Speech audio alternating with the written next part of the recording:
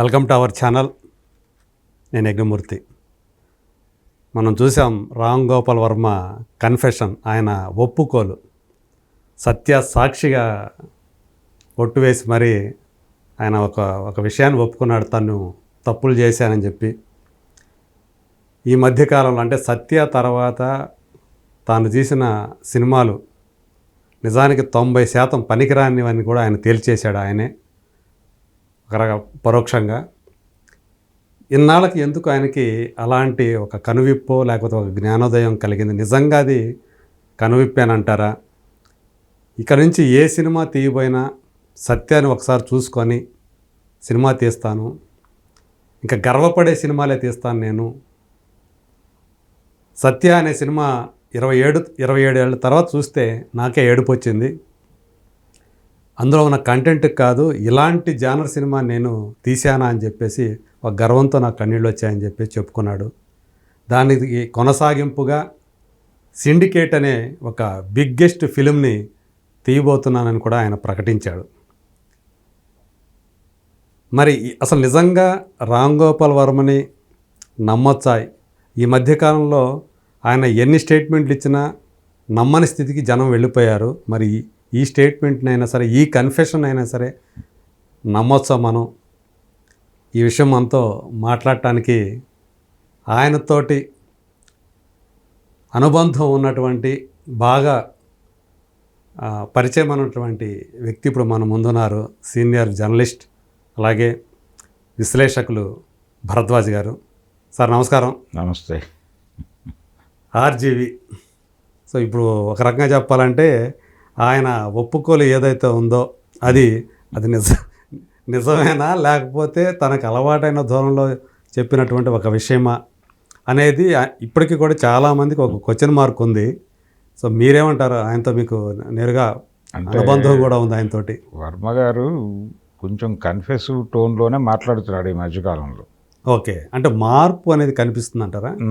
అంటే ఆయనే ఎప్పుడెప్పుడో గతంలో మాట్లాడిన రకరకాల మాటల్ని గుర్తు చేసుకుని మాట్లాడుతున్నాడు. ఆయన మాట్లాడుతూ తన మీద తను ఒక అంచనాకు వచ్చినట్టుగా చెప్తున్నాడు. ఆయన ఆ అంచనా ఏంటంటే క్రాఫ్ట్ మీద ఆయనకు విపరీతమైన పట్టు ఉంది.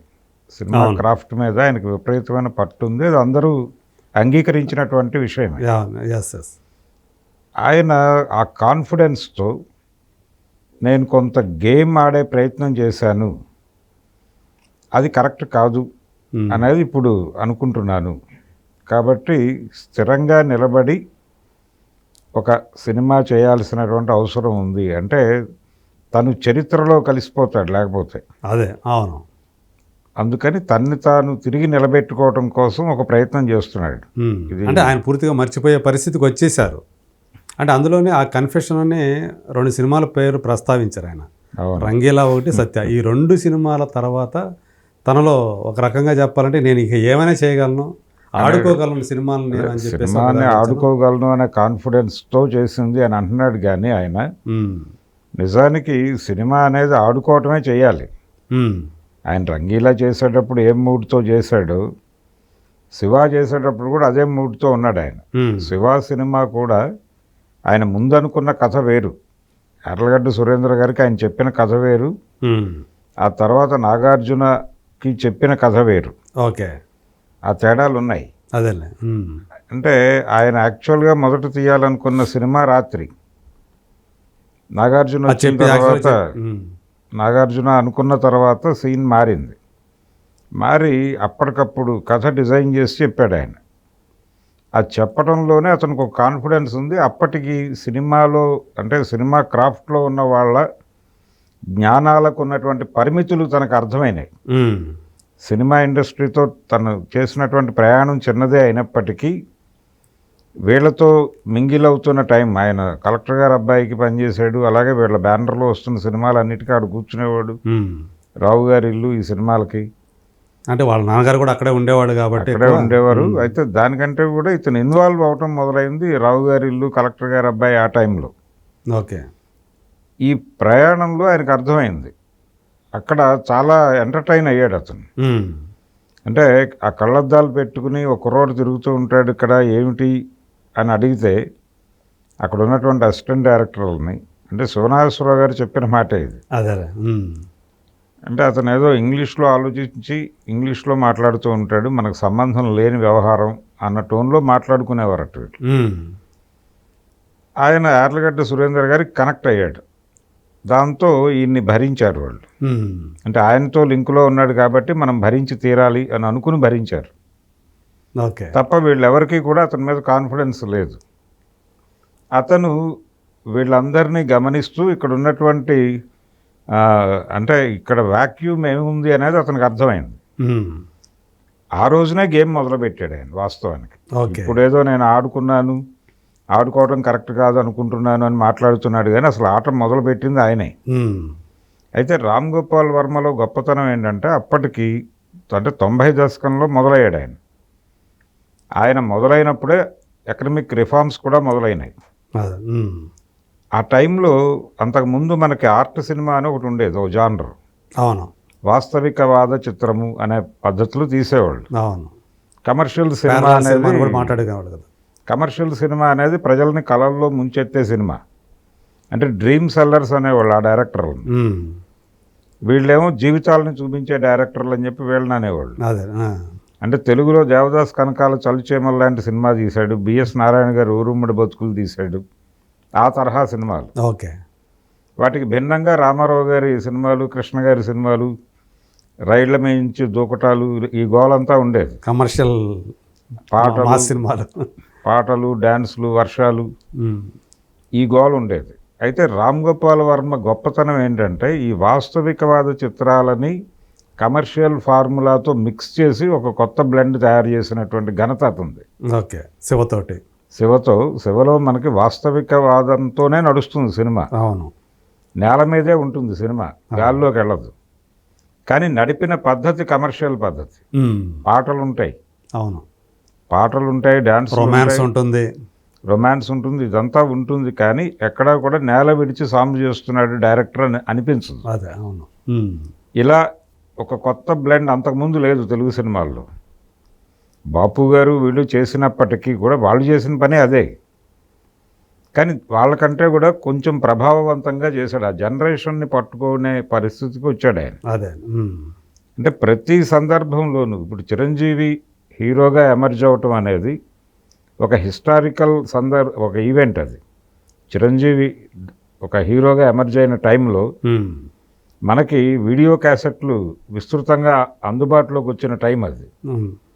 అంటే ఇంగ్లీషు సినిమాలు మన ఇంట్లోకి వచ్చినాయి అప్పుడే క్యాసెట్ల రూపంలో. అలాగే డ్యాన్సులు, మైకేల్ జాక్సన్ వీడియో క్యాసెట్లలో వచ్చాడు మన ఇంట్లోకి.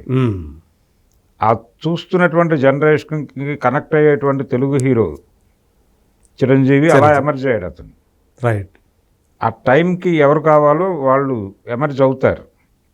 అలా 90లో ఆడియన్స్ అప్పటికున్నటువంటి డైరెక్టర్లు వాళ్ళ టేకింగ్, వాళ్ళ విధానాలతో కొంత ఫెడప్ అయి ఉన్నారు. అవును. ఎప్పుడు ఒకే రకంగా మోస పద్ధతిలోనే కనిపిస్తున్నాయి అనేది ఒక ఫీలింగ్ ఉండేది.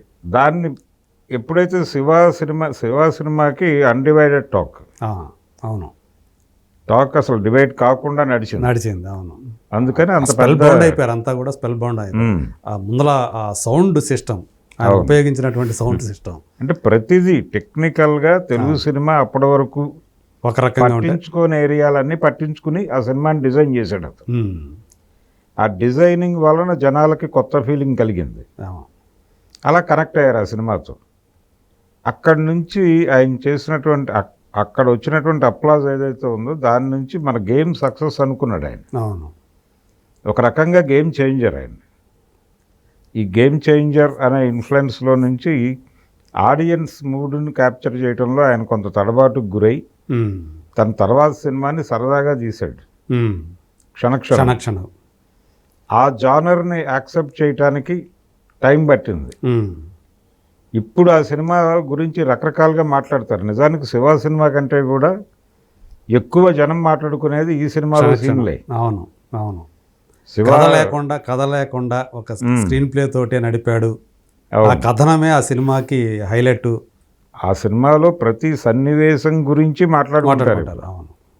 శ్రీదేవి తన కిందింటి ముసలి పాత్ర కిట్టుతో ఉమ్. నడిచే సన్నివేశాలు ఇవన్నీ, అలాగే పరేష్ రావెల్ అతనితో క్యారెక్టర్, అడవిలో ఈ బ్రిడ్జి ఎవరు కట్టారు లాంటి డైలాగులు, ఇవన్నీ ఇప్పటికీ మాట్లాడుకుంటారు. అది కూడా కొత్తగా బ్రహ్మానందం క్యారెక్టర్ కూడా చాలా కొత్తగా ఉంటుంది ఆ సినిమాలో. అవును అవును. ఆ షాప్ కీపర్గా అక్కడి నుంచి ఇతను ఏదైనా కొత్తగా ఆలోచిస్తాడు, కొత్తగా చెప్తాడని ఆడియన్స్ ఫిక్స్ అయ్యారు. అది నడిచింది. అలాగే తనతో పాటు చాలామంది యూత్ని తయారు చేశాడు ఆయన. అవును. తన ఫ్యాక్టరీని ఒక ఫ్యాక్టరీ లాగా తయారు చేసుకున్నాడు. ఫ్యాక్టరీని తయారు చేశాడు. అవును. అలా అంటే ఒక రకంగా దాసరి గారు చేసేవాడు అది. అంటే వాళ్ళ దగ్గర నుంచి తీసుకోవటం, ఆ శిష్యుల నుంచి తన దగ్గర పనిచేసే వాళ్ళ దగ్గర నుంచి ఆలోచనలు తీసుకోవటం, దాన్ని రిఫైన్ చేసి మళ్ళీ వాళ్ళతో తీయించడం అనేది ఒక ప్రక్రియ నడిచేది. సత్య చూసుకుంటే అది అనురాగ్ కశ్యప్ ఇదే చేసిందే కదా అది కథని. ప్రతిదీ ఆయన ఒక బడ్జెట్ ఇచ్చి నువ్వు స్వతంత్రంగా సినిమా తీయని చెప్పి తీయిస్తూ మధ్యలో కొంచెం ఓవర్ యాక్షన్ చేస్తున్నారని కొన్ని సినిమాలు తిరిగి మళ్ళీ తనే హ్యాండ్ ఓవర్ చేసుకుని చేసినవి ఉన్నాయి కదా. అవును. ఏది అనగనగా ఒకరోజు అనే సినిమా, జేడి చక్రవర్తి ఊర్మిళ చేసిన సినిమా. అవును అవును. అది కృష్ణవంశీ లాంచింగ్ సినిమా అయి ఉండాల్సింది. ఆయన కొంచెం బడ్జెట్ దాటి వెడుతున్నాడు అని చెప్పి తను మళ్ళీ ఇన్వాల్వ్ అయ్యి తన దారిలో తెచ్చేసుకున్నాడు సినిమాని. అవును.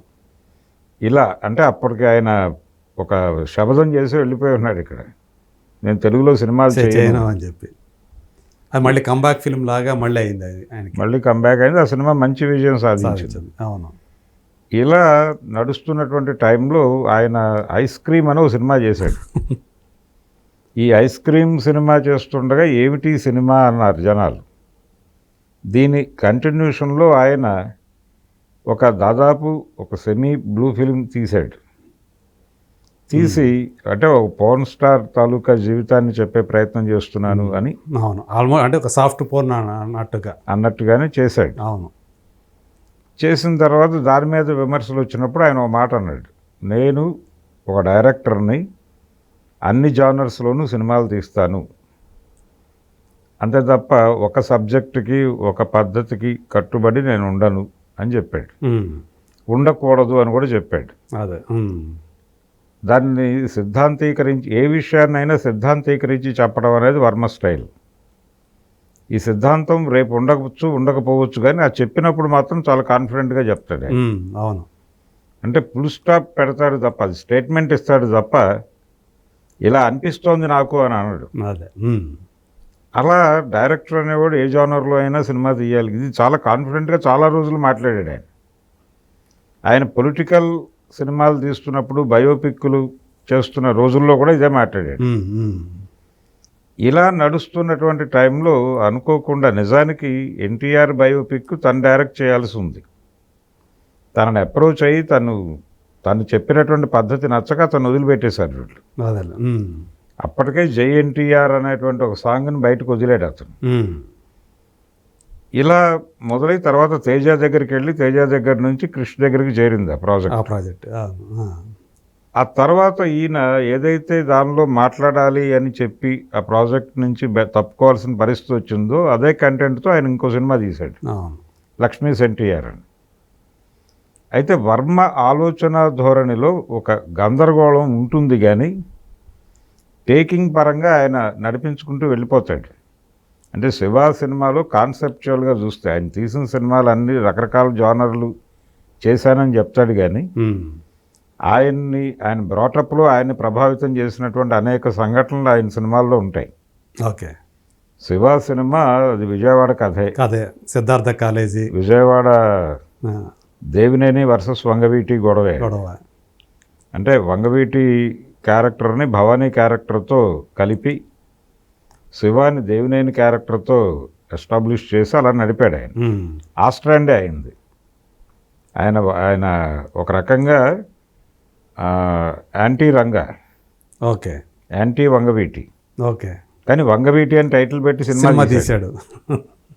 ఆ సినిమాలో కూడా ఆయన అటువైపుకే ఆయన స్టాండ్ ఉంటుంది, దేవినేని వైపుకే ఉంటుంది. అది మనం అర్థం చేసుకోవచ్చు ఆయన ఎందుకు అలా తీస్తున్నాడు అనేది. ఉమ్. ఆయన బ్రాటప్ నుంచి వచ్చినటువంటి ఐడియాలజీ నుంచే ఆయన సినిమా నిర్మాణం ఉంటుంది. ఇప్పుడు అయితే ప్రపంచాన్ని తను ఏ సమాజంలో జీవిస్తున్నాడో ఆ సమాజాన్ని అర్థం చేసుకోవడానికి ఒక ప్రయత్నం నిరంతరం చేస్తాడు అతను. ఆ ప్రయత్నంలో భాగంగానే ఆయన చేసినటువంటి మాఫియా సినిమాలు కూడా, అంటే మానవ ప్రవర్తనకు సంబంధించినటువంటి బేసిక్ లాజిక్స్ పట్టుకుంటాడు అతను. ఉమ్. దాన్ని జనాలకు అర్థమయ్యేలాగా చెప్తాడు. అంటే మనిషి ఇలాగే ఉండాలని ఏమి ఉండదు. అవును, వాడు ఏ క్షణమైనా ఏ నిర్ణయమైనా తీసుకుని ఎటైనా దూకొచ్చు. అవును, ఎటైనా మారచ్చు, ఏదైనా చేయొచ్చు, స్థిరమైన అభిప్రాయంతో ఉండాల్సిన పని లేదు. పని లేదు. కాబట్టి దాన్ని పట్టుకుని ఈయన క్యారెక్టరైజేషన్ నడుస్తుంది. అదే, అంటే మంచి చెడు రెండూ ఉంటాయి దాంట్లో అనేది. రెండు ఉంటాయి, రియలిస్టిక్గా ఉంటుంది. అదే, చూస్తున్న వాళ్ళకి తమ జీవితం చూస్తున్నటువంటి అనుభూతి, పైగా యుద్ధ వాతావరణంలో తీసుకునే నిర్ణయాలు ఎలా ఉంటాయి అనేది బాగా ప్రజెంట్ చేయగలడు అతను. ఉమ్. మనకి అతను తీసినటువంటి కంపెనీ అనే సినిమా చూసాం మనం. అవును, మాఫియా ఏరియాలో అతను తీసినటువంటి సినిమాల్లో కంపెనీ అనేది బెటర్ సినిమా. అవును, అజయ్ దేవగన్తో చేసింది. అవును, ఆ సినిమా క్లైమాక్స్లో అందరూ చనిపోతారు, అంతా అయిపోతుంది, రెండే క్యారెక్టర్లు మిగులుతాయి. అవును, నువ్వు నీ ఇంటికి వెళ్ళిపో, నేను నా ఇంటికి వెళ్ళిపోతాను, క్లోజ్ అని చెప్పవచ్చు. అక్కడ వాళ్ళిద్దరూ టీ స్టాల్లో కూర్చుంటారు. కూర్చుని ఆ రెండో వాడు మొదటి వాడితో అంటాడు, చెప్పు బాస్, ఇప్పుడు నువ్వే బాస్వి, నన్ను ఆదేశించు, నేనేం చేయాలి ఇప్పుడు అని అడుగుతాడు. అలాగే ఉంటుంది, అలాగే ఉంటుంది. ప్రతి యుద్ధంలోనూ ఇద్దరే మిగులుతారు.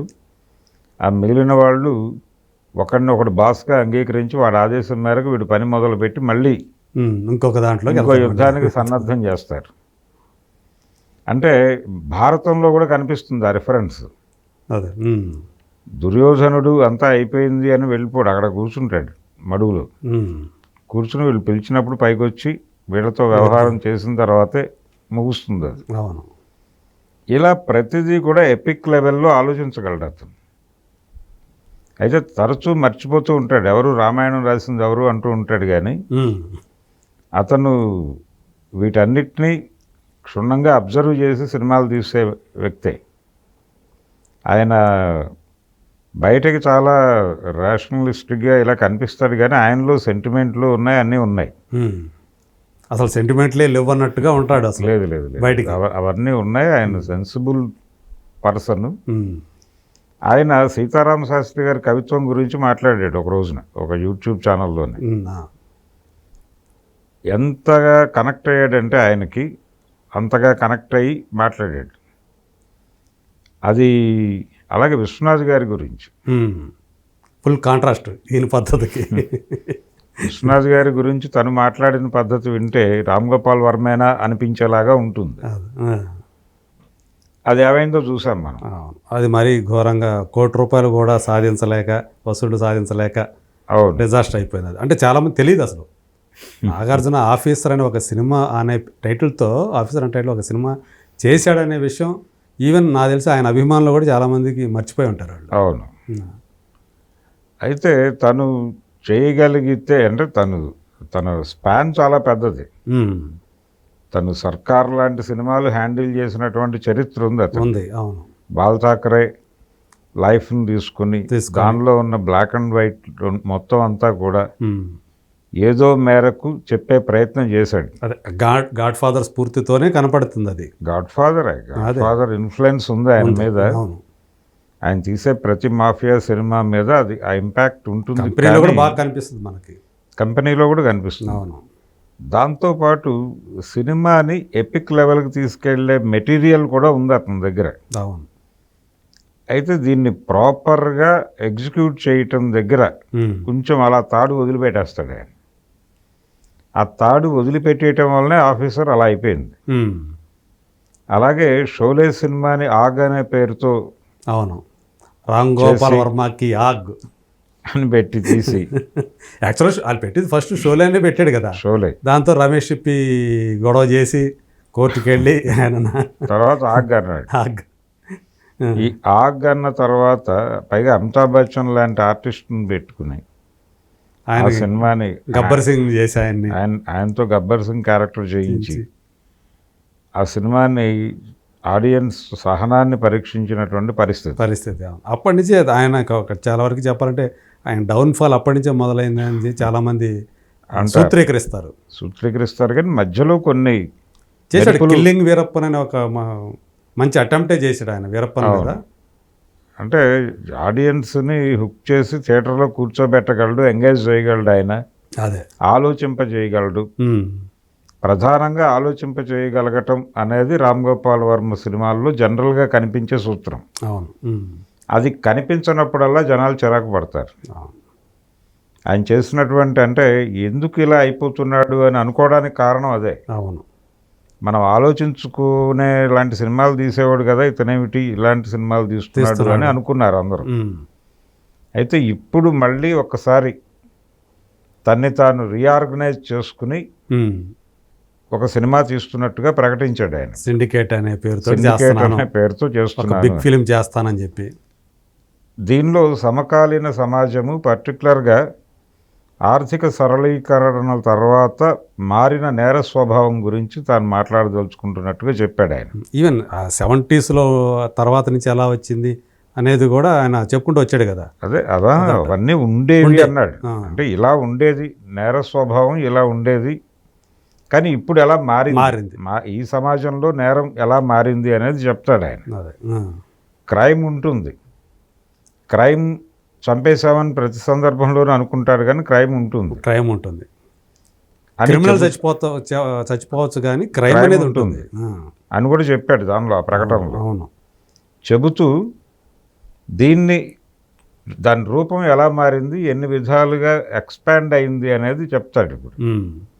అంటే మనకి పొలిటికల్ ఏరియా చూస్తే లిబరలైజేషన్ తర్వాత, మార్కెట్ ఎకానమీ వచ్చిన తర్వాత పొలిటికల్ క్రైమ్ విపరీతంగా పెరిగింది. గతంలో ఎన్నడూ లేనంత పెరిగింది. అవును. పైగా క్రైమ్కి పొలిటికల్ లైన్కి మధ్య లింక్ చాలా ఎక్కువైపోయి మనకి రాజకీయం వ్యాపారంగా మారింది. అసలు క్రిమినల్సే పొలిటీషియన్స్గా మారుతున్న సందర్భాలు, పొలిటీషియన్సే క్రిమినల్స్గా మారుతున్నటువంటి పరిస్థితులు కనబడుతున్నాయి. బిజినెస్ ఎప్పుడైతే రాజకీయం వ్యాపారంగా మారిపోయిందో దానిలో అన్నీ ఇన్వాల్వ్ అయిపోతాయి. వ్యాపారంలో క్రైమ్ ఇన్వాల్వ్ అయి ఉంటుంది. ఈ క్రైమ్, బిజినెస్, రాజకీయం అన్నీ కలిసిపోయి ఉండటంతో మనకి చాలా క్రైమ్స్ అర్థం కావు. ఒక గందరగోళం ఉంటుంది, మనకు క్లారిటీ ఉన్నట్టే ఉంటుంది, కానీ అక్కడ ఏదో జరుగుతోంది సంథింగ్ అని అనిపిస్తుంది, కానీ ఏం జరుగుతుందో అర్థం కాదు. అదే అంటే మనకి మామూలుగానే చాలా సందర్భాల్లో క్రిమినల్స్ని ఎవరో ఒకరు రక్షిస్తూ ఉండటం వెనక కనిపిస్తూ ఉండే సినిమాలు మనం చాలా సినిమాలు చూసాము. అలాగే సినిమాల్లో వచ్చేటువంటి మార్పులు కూడా మనకి ఆ మధ్య ఎప్పుడో పవన్ కళ్యాణ్ అన్నాడు, ఒకప్పుడు హీరోలు స్మగ్లర్ల ఆట కట్టించేవాళ్ళు, ఇప్పుడు స్మగ్లర్లే హీరోలు అయిపోయారని. అవును. స్మగ్లర్లు హీరోలుగా మారటం అనేది 70 దశకంలోనే మొదలైంది. అది మొదలవటానికి కారణం వ్యవస్థ మీద జనం నమ్మకం కోల్పోయారు. అంటే ఈ వ్యవస్థల మీద వాళ్ళకి నమ్మకాలు, భ్రమలు తొలగిపోయినాయి. తొలగిపోవటం వలన తొలగిపోయిన ప్రజలకి ఈ వ్యవస్థ చాలా గొప్పది అని చెప్తే కుదరదు. అందుకని స్మగ్లర్ని హీరోని చేశారు సలీం జావేదులు. దీవార్. అవును. అదే ఫార్ములా మీకు పుష్పలో కూడా కనిపిస్తుంది. సేమ్ ఫార్ములా, కూలీగా మొదలై స్మగ్లర్గా ఎదుగుట అనే డిజైన్, అది దీవార్ డిజైనే. దీవార్ కంటే ముందే దేవుడు చేసిన మనుషుల సినిమాలో రామారావు గారు స్మగ్లర్ అయ్యారు. అదొక ధోరణి. అవును. ఇలా చూసుకుంటే మనం ఈ రాజకీయం, వ్యాపారం కలగలిసిపోయి రాజకీయ వ్యాపారంగా మారిపోయిన సందర్భంలో క్రైమ్ రూపం మారిపోయింది. ఈ మారిపోయిన రూపము పర్టికులర్గా లిబరలైజ్డ్ ఎకానమీ మొదలైన దగ్గర నుంచి నడుస్తున్నటువంటి చరిత్ర మీద సినిమా నడుస్తుందని చెప్తున్నాడు ఆయన. అవును. ఆయన చేసినటువంటి ప్రకటనలో సిండికేట్ అనే ప్రకటనలో. సో ఒక సంక్లిష్టమైనటువంటి ఏరియాలో కథ చెప్పబోతున్నాడు ఆయన. చెప్పాలని నిర్ణయించుకున్నాడు, ప్రస్తుతానికైతే నిర్ణయించుకున్నాడు. ఆ నిర్ణయం ఇది బాగుంది. అంటే ఈ సబ్జెక్ట్ ఎవరు డీల్ చేయలేదు ఇప్పటిదాకా. అదే. అవును. ఇందులో రాజకీయము ఉంటుంది, నేరము ఉంటుంది, అన్నీ ఉంటాయి, వ్యాపారం ఉంటుంది. అదే అంటే ప్రభుత్వాలు పరిపాలన అంటే ప్రజల సంక్షేమం మర్చిపోయి ప్రజల సంక్షేమాన్ని జస్ట్ ఒక పార్ట్ ఆఫ్ ది గేమ్గా మార్చేసి ప్రధానమైనటువంటి క్రీడ కార్పొరేట్లను ఫెసిలిటేట్ చేయటంగా మారిపోయింది. అదే అంటే కార్పొరేట్ వ్యవస్థని కంపెనీల. ఎవరైతే ఏ సెక్టార్స్ గ్రిప్లో ఉంచుకుంటాయో అవన్నీ కూడా కలిసినటువంటి ఒక సిండికేట్ ఇది. అంతే. అంటే దీనిలో విద్య, వైద్యం ఇవన్నీ కూడా మనం ఇంతకుముందు ప్రభుత్వాధీనంలో నడిచినటువంటివన్నీ లిబరలైజ్ అయిపోయినాయి. అవును, అందులో ప్రైవేటు పెట్టుబడులు వచ్చేసి భాగస్వాములు వచ్చేసిన తర్వాత విద్యారంగంలో జరుగుతున్న క్రైమ్స్, వైద్య రంగంలో జరుగుతున్న క్రైమ్స్ అనేకం చూస్తున్నాం మనం. భయపెడుతున్నాయి. ఇప్పుడు మొన్న జరిగినటువంటి ఆర్జీ గారు మెడికల్ ఇన్స్టిట్యూట్లో జరిగినటువంటి క్రైమ్ ఉంది. అది ఎవరో ఒక వ్యక్తిని తీసుకొచ్చి అతనికి జీవిత శిక్ష వేశారు, ఉరిశిక్ష వేస్తే బాగుండేదని ముఖ్యమంత్రి గారు మాట్లాడారు. అంటే అతని మీదుగా క్లోజ్ చేయాలి ఆ కేసుని.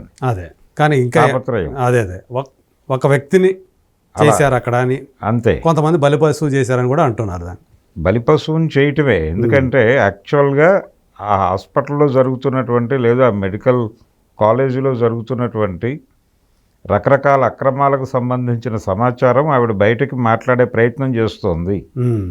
దాన్ని కంట్రోల్ చేయటం కోసం ఆవిడ మీద జరిగిన దాడి అది. అదే, దాన్ని ఎస్టాబ్లిష్ చేయకుండా గవర్నమెంటే సీరియస్గా పట్టించుకుని ఈ కేసుని ఇక్కడితో ముగించడం కోసం ప్రయత్నం చేస్తోంది. సంజయ్ రాయ్ అతని పేరు. సంజయ్ రాయ్ ఆల్రెడీ ఆ ఇన్స్టిట్యూషన్ తాలూకా ప్రిన్సిపాల్ సందీప్ అనేవాడిని నెల రోజుల్లోపే ట్రాన్స్ఫర్ చేశారు. అదే, ఇలాంటి గందరగోళం చాలా ఉంది ఆ కేసులో. కానీ తొందరగా ముగించేయాలి, ఒక కంక్లూజన్ ఇవ్వాలి అని కోర్టుకు వెళ్ళారు. కోర్టులో ఫైనల్గా ఇతను నేరం చేయలేదని వాదించినప్పటికీ లైఫ్ పడింది. లైఫ్ పడినప్పటికీ ఉరిశిక్ష వేస్తే నేను ఆనందపడేదాన్ని అంది ముఖ్యమంత్రి గారు. అంటే ఇది ఎక్కడితో ముగిసిపోయేది ఈ కథ అనేది ఆవిడ ఉద్దేశం. ఇలాంటి సమాజంలో ఉన్నాం మనం. కాబట్టి దీన్ని డీల్ చేయటం మొదలు పెడుతున్నాడు ఇప్పుడు వర్మ గారు. దీనిలో అనేక అంశాలు మాట్లాడతాడు ఆయన. రాజకీయాలు, వ్యాపారం. ఈ మధ్యకాలంలో ఏవైతే ఇలా తెర మీదకి వచ్చాయో కొన్ని కేసులు, గతంలో కూడా ఈ తరహా జరిగాయి కదా, కొన్ని ఇన్సిడెంట్స్ జరిగినాయి. సో వీటన్నిటి వెనక ఉండేటువంటి ఏమేమి శక్తులు పనిచేస్తాయని చెప్పి ఒక ఏకసూత్రత. అంటే ఇప్పటిదాకా మనం ఇప్పుడు ఠాగూర్ అనే సినిమా చూసాం తెలుగులో. అవును. రమణ అని దాని తమిళ వర్షన్ చూసాం. అవును. దాన్ని ఒక ముక్కగా చూపిస్తాడు. ఆ మెడికల్ క్రైమ్ని ఒక ముక్కగా చూపిస్తాడు తప్ప దాని వెనకాల ఉన్నటువంటి సూత్రాలు మాట్లాడు. అంటే ఎందుకు వైద్య రంగం ఎందుకు ప్రైవేటైజ్ అయింది, ఎందుకు మనం ప్రభుత్వ ఆసుపత్రులను చంపేసి ప్రైవేట్ ఆసుపత్రులని పెంచుతున్నాం, ఎందుకు జనాల్ని వాటికి బలిపశువుల్ని చేస్తున్నారు అనేటువంటి చర్చ ఉండదు ఆ సినిమాలో. అదేలే, అంటే ఆర్థిక కోణం ఏం పెట్టలేదు అది. అసలు ఒక పొలిటికల్ లైన్ ఉండదు ఆ సినిమాకి. లేకుండా ఒక ఇన్సిడెంట్గా, ఒక ఇండివిజువల్ ఇన్సిడెంట్గా మాట్లాడతాడు. అదే, కాకపోతే అదే చచ్చిపోయిన వాళ్ళని కూడా వీళ్ళు బతుకున్నట్టుగా ఆపరేషన్ చేయటం ఏదో అంతే. అక్కడ వరకు క్రైమ్ ఎస్టాబ్లిష్ చేస్తాడు తప్ప అదే అసలు ఇది ఇలా ఉండటానికి రీజన్ ఏమిటి అనేది, దానికి ఉన్నటువంటి నేపథ్యం ఏమిటి అనేది మాట్లాడే ప్రయత్నం ఆ సినిమాలో జరగదు. అదే, ఆ మూలాల్లోకి వెళ్ళడు. ఇప్పుడు వర్మ గారు చెప్తున్న పద్ధతిలో ప్రస్తుత సమాజం నడుస్తున్న దానికి మూలం ఏమిటి అనే నేపథ్యంలోకి వెళ్ళి సినిమా తీస్తాను, అదే సిండికేట్ అంటున్నాడు ఆయన. అంటే సిండికేట్లో అందరూ ఉంటారు. మనం చాలా కాలం క్రితం పిల్లర్స్ ఆఫ్ ది సొసైటీ అని గిబ్బన్ రాసినటువంటి ఒక నాటకం ఉంది. దాని ఆధారంతోనే పెద్ద మనుషులు అని ఒక సినిమా తీశాడు ఆయన. ఓకే. కేవీ రెడ్డి గారు. అలాగే ఆత్రేయ గారు రాసినటువంటి ఎవరు దొంగ అని ఒక నాటకం ఉంది. అంటే ఒక వెల్ఫేర్ హాస్టల్లో దొంగ పడ్డాడని వార్త. వెంటనే అందరూ ఆ వెల్ఫేర్ హాస్టల్కి ఫోన్ చేస్తారు, అందరూ కలెక్టర్ గారితో సహా. మొత్తం నాటకం అంతా ఫోన్ దగ్గర నడుస్తుంది. వార్డెన్ ఫోన్ మాట్లాడటమే నాటకం. కలెక్టర్ గారు మీరు అప్పుడు పంపించిన ఫైల్స్ జాగ్రత్తగానే ఉన్నాయండి, ఆ జోలికి వెళ్ళలేదు దొంగ అని చెప్తూ ఉంటాడు. ఏ ఫైల్స్? ఏదో ఒక ప్రాజెక్టు తాలూకా దాన్ని ఓకే చేసినందుకు గాను ఆయనకి ముడుపులు ముట్టేసి అక్కడ ఒక అవినీతి జరిగిపోయి ఆ ఫైల్స్ ఇక్కడ దాచిపెడతారు ఈ వెల్ఫేర్ హాస్టల్లో. ఇలా దానికి అది భద్రంగానే ఉంది, భయపడకండి పని మీరు భయపడద్దని ఆందోళన చెప్పి భరోసా. చెందాల్సిన వాడు భోజనం కోసం వస్తాడు ఆ దొంగ. అదే వాడు ఆకలికి మాడిపోయి హాస్టల్లో పడితే కొంచెం అన్నం దొరుకుతుందని వస్తాడు. కాబట్టి మీరెవరూ ఆందోళన పడద్దని ఈయన అందరినీ అనునయిస్తాడు. అదే సమాజంలో ఇంత అవినీతి ఉంది అనేది ఆ ఫోన్ దగ్గర మాట్లాడిస్తాడు. అదే ఇలాంటి ప్రయోగాలు గతంలో జరిగినాయి. దాన్ని ఇప్పుడు ఈయన ఇంకో లెవెల్లో చెప్పే ప్రయత్నం చేస్తాడు. అదే ఆత్రేయ లేకపోతే గిబ్బన్ వీళ్ళు చేసినటువంటి ప్రయోగాల్ని మించి రామ్ గోపాల్ వర్మ గారు ఇంకేదో చెప్పబోతున్నాడు. అందుకని ఆయన ఇవన్నీ మాట్లాడాడు. నిజానికి ఆయన పెట్టినటువంటి ట్వీట్లో లిబరలైజ్డ్ ఎకానమీలో క్రైమ్ ఎలా రూపాంతరం చెందిందో నేను ఈ సినిమాలో మాట్లాడబోతున్నాను అనే విషయం చెప్పాడు. అవును. దాంతోపాటు ఎంతమంది కలిశారు, ఎన్ని శాఖలు కలిసిపోయినాయి దీనిలో అనేది కూడా చెప్పబోతున్నానని చెప్పాడు. అందుకని సిండికేట్ అనే మాట, అందుకని సిండికేట్ అన్నాడు. అదే అదే సో మనం ఇప్పుడు వర్మ నుంచి అంటే సీరియస్గా ఉన్నాడు. అంటే ఇది క్రైమ్ సిండికేట్ అనుకోవాలా? అంటే అన్నీ ఉంటాయి. వ్యవస్థీకృతమైనటువంటి అన్నీ ఉన్నాయి, వ్యవస్థీకృత నేరాలు ఇప్పుడు జరిగినవన్నీ. ఇప్పుడు ఏది జరిగినా దీని వెనకాల ఒక డిజైన్ ఉంటుంది. ఏ క్రైమ్ జరిగినా, ఈవెన్ నిన్న జరిగినటువంటి ఎన్కౌంటర్ ఉంది. అమిత్ షా గారు చాలా బోల్డ్గా ఒక స్టేట్మెంట్ ఇచ్చేశాడు. అంటే నక్సల్ ముక్త్ భారత్ మా లక్ష్యం, అందుకోసం ఏరివేస్తున్నాం అన్నాడు. అంటే ఇంతకుముందు ప్రభుత్వాలు ఎలా చెప్పేవంటే నక్సలైట్లను చంపేసినప్పటికీ వాళ్ళు మా మీద దాడి చేయబోయారు, మేము ఆత్మరక్షణ కోసం జరిపిన దాడిలో అటు చచ్చిపోయారని చెప్పేవాళ్ళు. అని ఎన్కౌంటర్గా దాన్ని చిత్రీకరించేవాళ్ళు చెప్పేవాళ్ళు. ఇప్పుడు బోల్డ్గా చెప్పేశాడు, ఓపెన్గానే చెప్పేస్తాడు, ఏరివేస్తున్నాం అనే మాట అనగలిగాడు ఆయన. అంటే ఇది వరల్డ్ బ్యాంక్ ప్రోగ్రాంలో భాగంగా జరుగుతోంది. ఇదే వ్యవస్థీకృతమైనటువంటి నేరం. అంటే అంటే దీన్ని యాక్సెప్టబిలిటీని పెంచుకుంటూ పెడతారు. అంటే ప్రజల నుంచి నిరసన రాకుండా, నిరసన గొంతులు వినిపించకుండా తొక్కేయటం. అదే ఈ తొక్కేయటం అనే గ్యారంటీ ఇస్తే తప్ప పెట్టుబడులు రావు, కార్పొరేట్లు రావు ఇక్కడికి.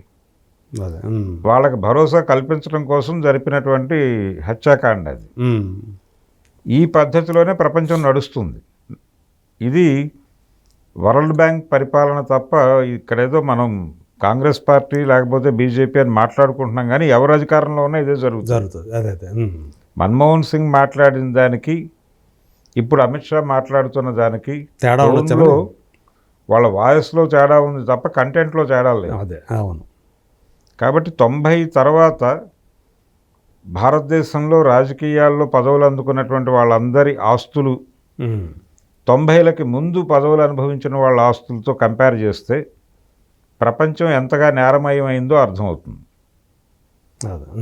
అందుకని నేరము, రాజకీయము, వ్యవస్థ, వ్యాపారము, కార్పొరేట్లు ఇవన్నీ కలగలిసిపోయి నడుపుతున్నటువంటి ఒక నేర ప్రపంచం గురించి వర్మగారి సిండికేట్ సినిమాలో వీళ్ళందరినీ భాగస్వాములు చేసి మాట్లాడబోతున్నాడు.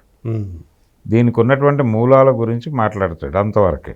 అదే అదే అంటే ఇప్పుడు ఆ సిండికేట్ తోటి ఓకే ఇప్పుడు చేశాడు, ఫ్యూచర్లో కూడా ఆయన అదే పద్ధతిలో వెళ్ళే అవకాశం ఉంటుందంటారా? లేకపోతే మళ్ళీ అంటే ఆయనకి సహకరించే వాళ్ళు కూడా ఉండాలిగా, ఆయనకి డబ్బులు పెట్టేవాళ్ళు కూడా ఉండాలిగా, ఆయన నమ్మి పెట్టేవాళ్ళు ఉండాలి, అవి కమర్షియల్ వయబిలిటీ ఉండాలి వాటికి, ఆయన తీసే సినిమాలకి.